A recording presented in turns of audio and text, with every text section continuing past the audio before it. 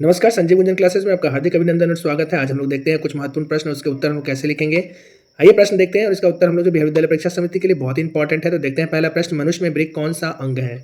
मनुष्य में ब्रिक है वह कौन सा अंग है, इसके इकाई को क्या कहते हैं। इसका उत्तर लिखेंगे, मनुष्य में ब्रिक उत्सर्जी अंग है और इसके इकाई को नेफ्रॉन कहते हैं। प्रश्न नंबर 2 की तरफ बढ़ते हैं। डीएनए का विस्तृत नाम लिखें। डीएनए को पूर्ण रूप से क्या कहते हैं। इसका उत्तर लिखेंगे, डीएनए का विस्तृत नाम डीऑक्सी राइबोस न्यूक्लिक एसिड होता है। इसको लिखेंगे डीऑक्सी राइबोस न्यूक्लिक एसिड। प्रश्न नंबर 3 की तरफ बढ़ते हैं। प्रश्न नंबर 3 है, किण्वन किस प्रकार का श्वसन अंग है। किण्वन को फर्मेंटेशन बोलते हैं और यह अनॉक्सी श्वसन अंग है। जो ऑक्सीजन की अनुपस्थिति में होता है उसे अनॉक्सी श्वसन अंग कहते हैं। अगले प्रश्न की तरफ बढ़ते हैं। हरित लवक में किस भाग में प्रकाश संश्लेषण की क्रिया होती है। तो हरित लवक में ग्राना से प्रकाश संश्लेषण की क्रिया होती है। इसको ध्यान से आप लोग देख लेंगे और इसे उत्तर आप आसानी से लिखेंगे।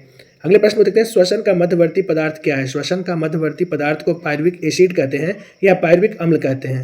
प्रश्न नंबर 6 देखिए, द ओरिजिन ऑफ स्पेसीज नामक पुस्तक किसने लिखी है। तो द ओरिजिन ऑफ स्पेसीज नामक पुस्तक जो लिखी थी उनको चार्ल्स डार्विन कहा गया है। तो ये चार्ल्स डार्विन के द्वारा लिखा गया है द ओरिजिन ऑफ स्पेसीज। आनुवंशिकी के जनक कौन है। तो आनुवंशिकी के जनक हो गए ग्रेगर जॉन मेंडल। तो इसका आंसर लिखेंगे ग्रेगर जॉन मेंडल। अगले प्रश्न की तरफ बढ़ते हैं। परागन किसे कहते हैं। तो इसका उत्तर हम लिखेंगे, परागन वह क्रिया है जिसके द्वारा पुंकेसर से निकलकर परागकणों का स्त्री केसर के वर्तिकाग्र तक पहुंचता है। यानी परागन वह क्रिया है जिसके द्वारा पुंकेसर से परागकण निकलकर स्त्री केसर के वर्तिकाग्र तक पहुंचने की प्रक्रिया को परागन कहते हैं।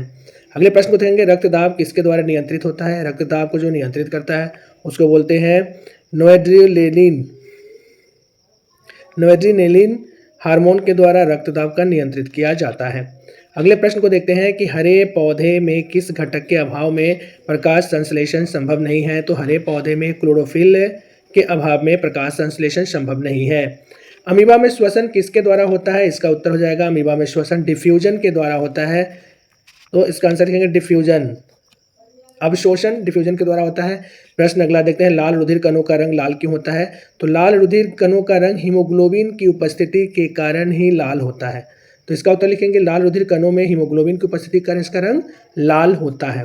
अगले प्रश्न को देखते हैं, किस ग्रंथि को मास्टर अंतःस्रावी ग्रंथि कहा जाता है। उससे पिट्यूटरी ग्लैंड को मास्टर स्रावी अंतः ग्रंथि कहा जाता है।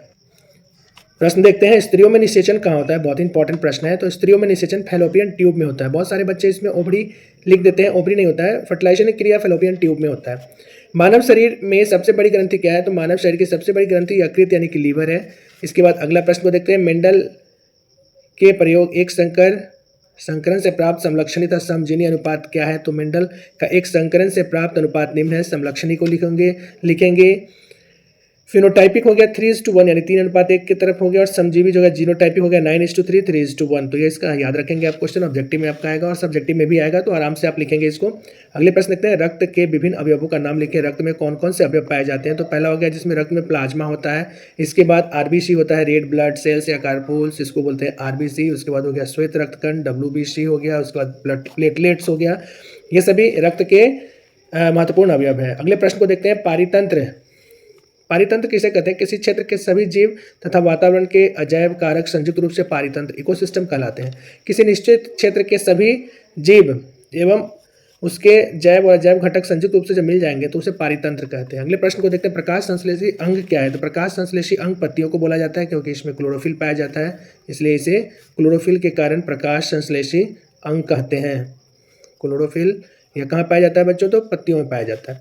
अगले प्रश्न को देखते हैं, रक्षी कोशिकाएं कहाँ पाई जाती है। पुनः पत्तियों में ही रक्षी कोशिकाएं पाई जाती है। तो इसका आंसर हो गया पत्तियों में ही। अगले प्रश्न की तरफ बढ़ते हैं। अगला प्रश्न क्या करता है कि वायुमंडल में CO2 का कितना प्रतिशत विद्यमान है। तो 0.03% विद्यमान है। ट्रिप्सिन नामक एंजाइम कहाँ पाया जाता है। तो अग्न्याशयी रस में पाया जाता है। इसका उत्तर याद रखेंगे, अग्न्याशयी रस में ट्रिप्सिन नामक एंजाइम पाया जाता है। प्रश्न अगला देखते हैं, पेप्सिन नामक एंजाइम भोजन के प्रोटीन को किस में बदल देता है। तो पेप्टीन में बदल देता है। भोजन के प्रोटीन को पेप्टीन में बदलता है। इसका उत्तर हो गया।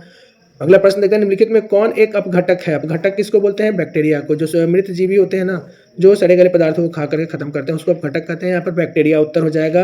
अगले प्रश्न को देखते हैं कि क्लोरोफिल अणुओं को क्या कहते हैं। तो क्लोरोफिल के जो अणु होते हैं उसको प्रकाश संश्लेषी इकाई कहते हैं। इसका आंसर हो गया। अगला प्रश्न देखते हैं, वह जैव प्रक्रम जिनके द्वारा शरीर में ऊर्जा का उत्पादन होता है क्या कहलाता है। श्वसन के द्वारा शरीर में ऊर्जा का उत्पादन होता है। इसका आंसर लिखेंगे, मनुष्य में सांस लेने और छोड़ने की क्रिया को क्या कहते हैं। श्वासोच्छवास कहते हैं। पौधों में गैस के आदान प्रदान के लिए क्या रहते हैं? तो रंध्र होते हैं। पौधा में उसकी पत्तियों में इस तरह से जालीनुमा रंध्र पाया जाता है जो गैसों का आदान प्रदान करता है, इसे ही कहते हैं रंध्र। अगले प्रश्न को देखते हैं। निश्वास द्वारा निकली वायु में रहता है कार्बन डाइऑक्साइड। प्रश्वास और निश्वास, जो सांस छोड़ते हैं उसमें निश्वास कहते हैं और इसमें कार्बन डाइऑक्साइड पाया जाता है। फिर अगले प्रश्न को देखो। कीटों में प्रमुख श्वसन अंग है। कीटों में श्वसन अंग ट्रैकिया होता है। अब अगला प्रश्न देखिए।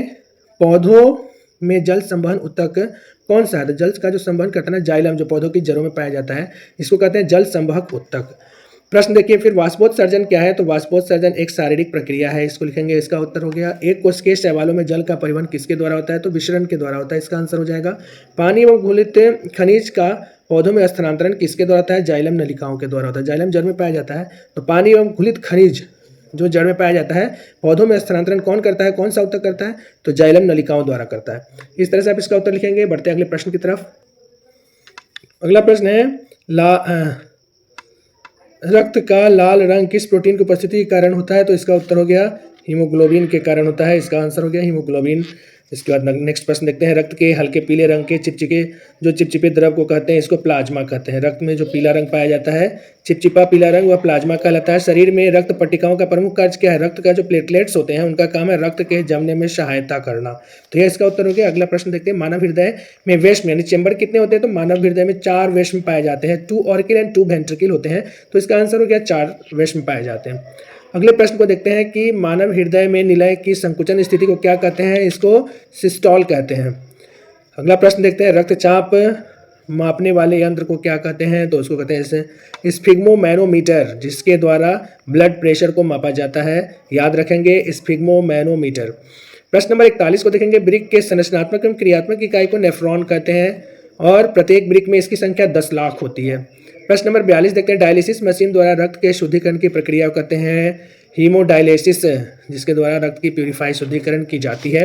यूरिया रक्त में कहाँ से प्रवेश करती है? तो यकृत, यानी कि यह यूरिया जो है रक्त में यकृत से प्रवेश करती है। मादा ग्रंथि किसे कहते हैं? अंडाशय को कहते हैं मादा ग्रंथि। तो इसका आंसर हो गया मस्तिष्क के विभिन्न सूचनाएं किस रूप में संचित रहती हैं? तो चेतना के रूप में संचित होती है। मस्तिष्क में विभिन्न सूचनाएं चेतना के रूप में संचित होती है। प्रश्न अगला देखते हैं। मनुष्य में अनैच्छिक क्रियाओं का नियंत्रण केंद्र कहाँ अवस्थित होता है? तो मेडुला में होता है। क्रियाएं 2 तरह की होती है, एक होती है ऐच्छिक और दूसरा हो गया अनैच्छिक। ऐच्छिक क्रिया जो हमारी इच्छा पर डिपेंड करता है, जैसे हाथ उठाना, चलना, बोलना इत्यादि। अनैच्छिक जो हम नियंत्रण मेडुला के द्वारा किया जाता है, जैसे सांस लेना हो गया, धड़कन, हार्ट बीट, ये सब जो हो गया, छींकना, ये सब खांसना, अनैच्छिक क्रियाएं हो गई। तो इसका नियंत्रण कहाँ से होता है, अवस्थित होता है? तो मेडुला में। याद रखेंगे। इंसुलिन नामक हार्मोन की कमी से कौन सा रोग होता है? इसमें डायबिटीज बोलते हैं, मधुमेह। अगला प्रश्न देखते हैं कि वृषण द्वारा स्रावित हार्मोन को कहते हैं टेस्टोस्टेरोन। टेस्टिस से निकलने वाला, मेल वृषण हार्मोन से निकलने वाला जो हार्मोन होता है उसको टेस्टोस्टेरोन कहते हैं। थायरॉक्सिन ग्रंथि द्वारा थायरॉक्सिन हार्मोन के संश्लेषण से में किसका होना आवश्यक है? तो आयोडीन का, क्योंकि थायरॉक्सिन ग्रंथि से जो हार्मोन संश्लेषण होता है उसमें आयोडीन का होना आवश्यक है। प्रश्न अगला देखते हैं। प्लेनेरिया में अलैंगिक जनन की कौन सी विधि है? अपखंडन के द्वारा इसमें अलैंगिक विधि, इसके द्वारा वह डिवीजन करता है। कौन जंतु उभयलिंगी नहीं होते हैं? तो मछली को उभयलिंगी नहीं कहा जाता है, इसमें मेल फीमेल दोनों अलग अलग सेक्रेट करता है, तो मछली उभयलिंगी नहीं है। अगले प्रश्न को देखते हैं। एक पुष्प के केंद्र में अवस्थित मादा जननांग क्या हो गया? तो इसको स्त्री केशर कहते हैं। जीव किस प्रक्रम के द्वारा अपनी संख्या वृद्धि करते हैं? उस प्रक्रम को क्या कहते हैं? तो उस प्रक्रम को जनन कहते हैं। जीव जिस प्रक्रम के द्वारा अपनी संख्या वृद्धि करते हैं उस प्रक्रम को जनन कहते हैं।